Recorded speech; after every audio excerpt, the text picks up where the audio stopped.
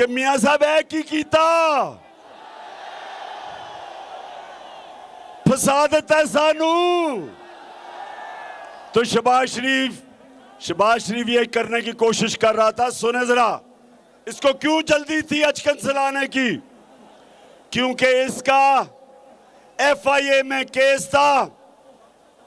24 अरब रुपया इन्होंने जो चोरी किया था वो FIA में इसको सजा होने वाली थी। तो सजा से बचने के लिए इसने कहा बेहतरीन तरीका ये है कि बाहर की साजिश और अंदरूनी लोगों को साथ मिला के मैं अगर वजीर आजम बन जाऊंगा तो मेरे FIA के केस नहीं होंगे। शहबाज शरीफ गलत फहमी में ना रहना, हमने तुम्हें नहीं छोड़ना।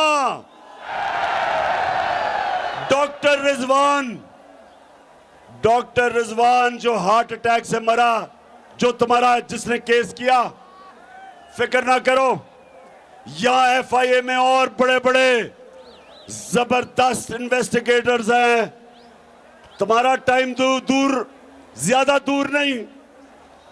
जैसे ही तुम जाओगे इन्वेस्टिगेशन उधर से ही शुरू होगी और तुम्हारे से हम पैसे भी निकालेंगे और तुम्हें जेल